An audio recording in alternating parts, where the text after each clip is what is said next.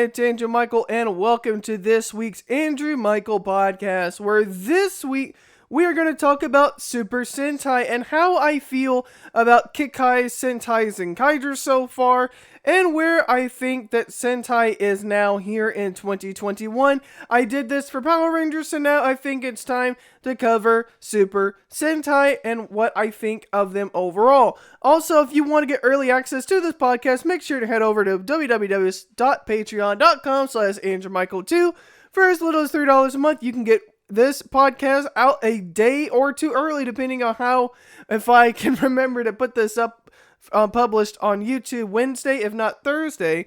Also, you can now find this podcast on SoundCloud. The link to those links to the SoundCloud will be in the comments in the description below. Now, without further ado, let's get into this. So, Super Sentai in 2021 has been pretty good so far. I would say Kikai Sentai Zenkaiger has been very, very interesting with how the show is going. Now, when we first heard about Kikai Sentai Zenkaiger, when they first revealed that it was just going to be one human and the rest were robots, I, for one, didn't like that aspect because we're more traditionally used to seeing 5 human partners and then maybe a robot would join them as well.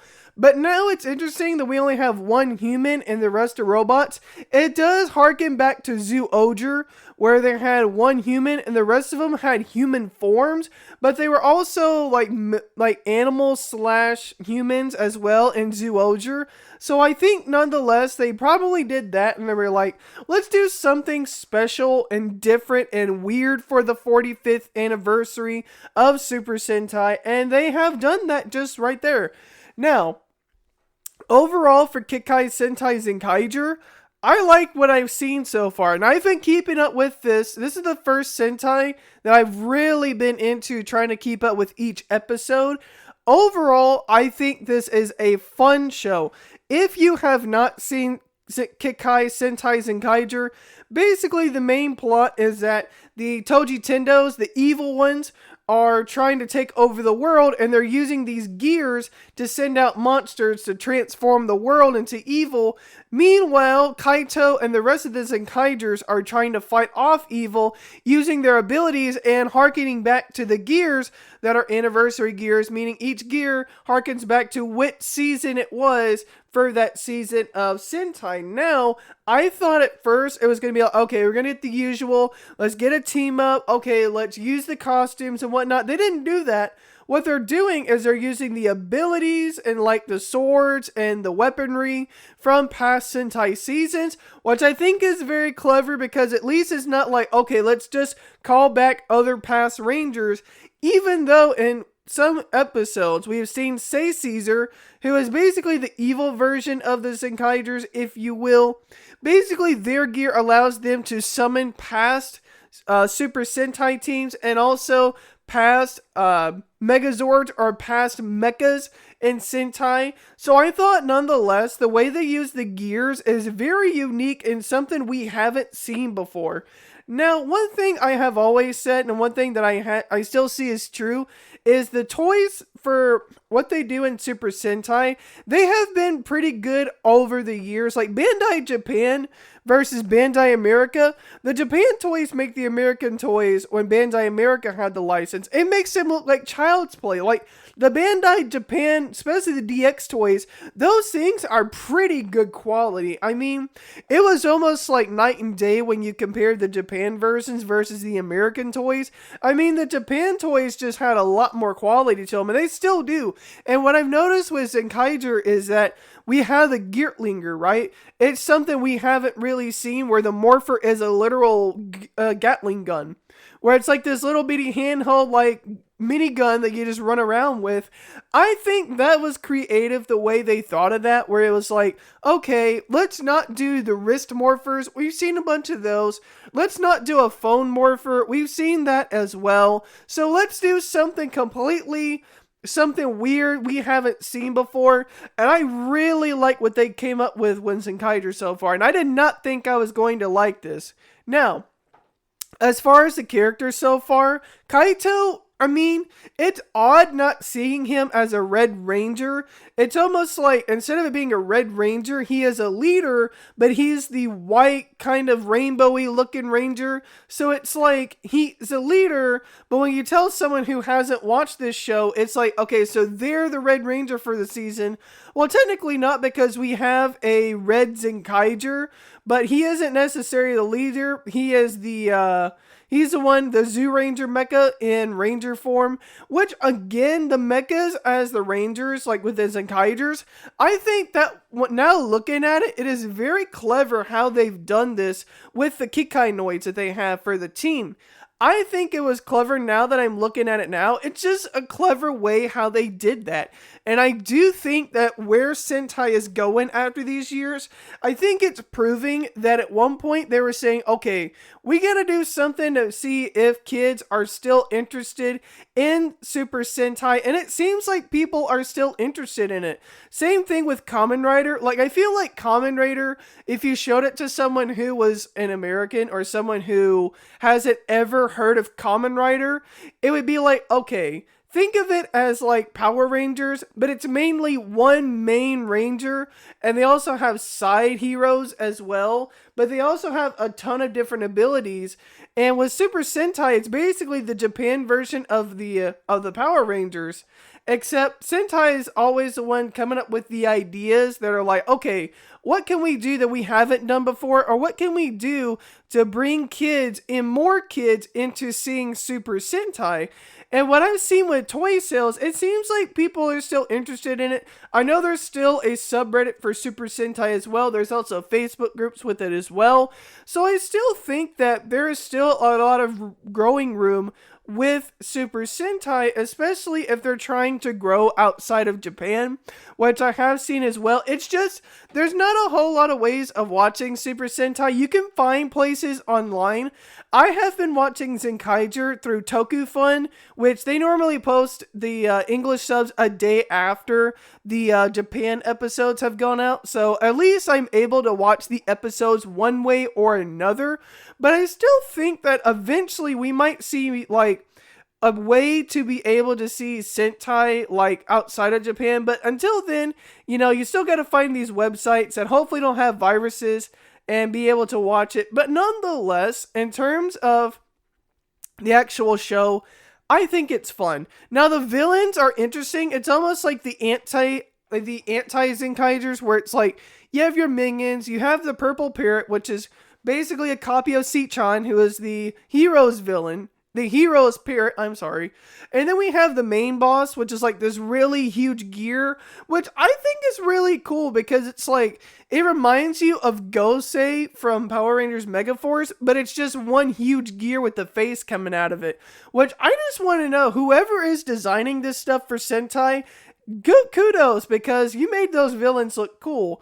And it's also, like, now that I've seen Dino Fury episodes 1 through 8, with a Zenkaiger, it's like every time they defeat a villain, they have to fight it Mega Mode to make the gear go down. Except the contrast is that in Dino Fury, the Sporix don't necessarily die off. It's whenever they get defeated in Mega Mode, they just shrink down back into their original modes. Whereas in Zenkaiger, basically, the big monsters just step on the gear, and that's how they transform into the mecha versions of the villains of the week. And see, I think that's really interesting because it's like, okay, so that's how they got to the gears. That's how they did that.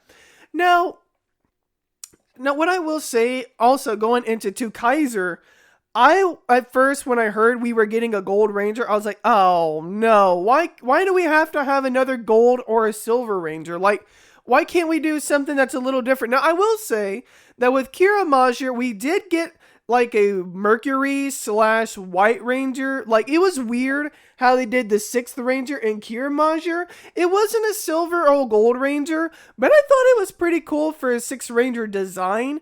And I thought that Two Geyser looks freaking awesome. Every time I see Two Kaiser and with Kutanzer and Ricky, I think that's right. Basically, with Two Kaiser, he has these two brothers that were the brothers, and they got turned into these little bitty like kikinoids as well. And so Two Kaiser can use the both of them for special Two Kaiser forms.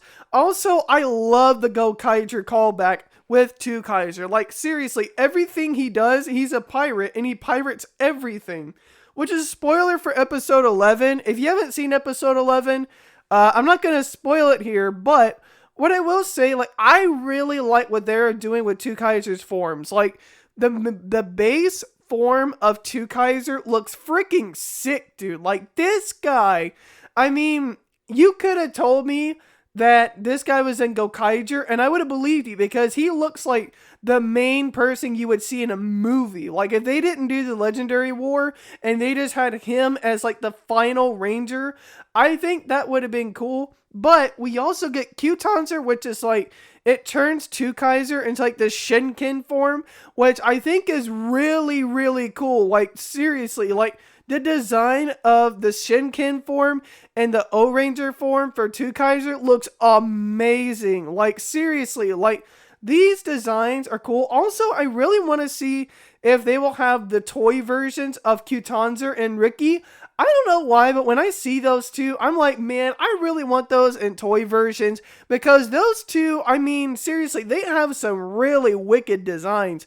And I like the story they're telling with Two Kaiser and the sister and the two brothers as well, where it's like, they're good guys depending on what their mission is. Like, most of the time, they aren't necessarily good guys, but at the same time, it's like, if it interests them, like if they can steal something, you know more than likely they are going to be bad guys.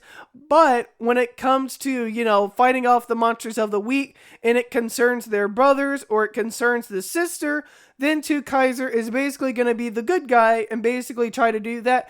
But you can definitely tell with Two Kaiser that it's almost like a tweener, where it's like he's not necessarily doing it for the good of the people, but he's doing it for the good of themselves, trying to be the pirates, if you will. And I like the piracy jokes where it's like almost everything they have done so far has been pirated. Like with the Gokaiger look and with the Gokaiger gears and with the two versions, I think nonetheless what they have done with Two Kaiser and that storyline has been really cool. And I can't wait to see what they do from here on, since Zenkaiger is still airing. Also, I have done a poll on the channel as well, and it seems like you guys might want to see more regular reviews of Kikai Sentai Zenkaiger, so I might try to do those as well. It just depends on what work is all like, but in essence, I've been doing these shorts as well, and I've noticed that they're even though they don't necessarily perform well, I still have fun watching Zenkaiger, like, and I still have fun doing shorts with Kikai Sentai Zenkaiger as well. And I'm thinking about trying to save up for Zenkaiger toys as well. But again, sometimes with Zenkaiger toys, it's kind of hard to find depending on what you're looking for.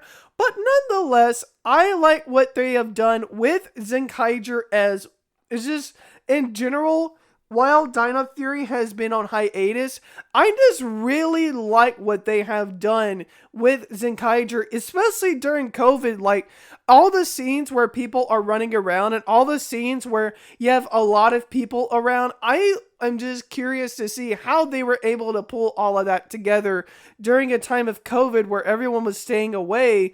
And it was really fascinating to see what they've done with extras, what they've done to film while we've been, you know, battling COVID through 2020 and 2021 as well. So I just find that really fascinating how they were able to do all of those shots while COVID has been going along.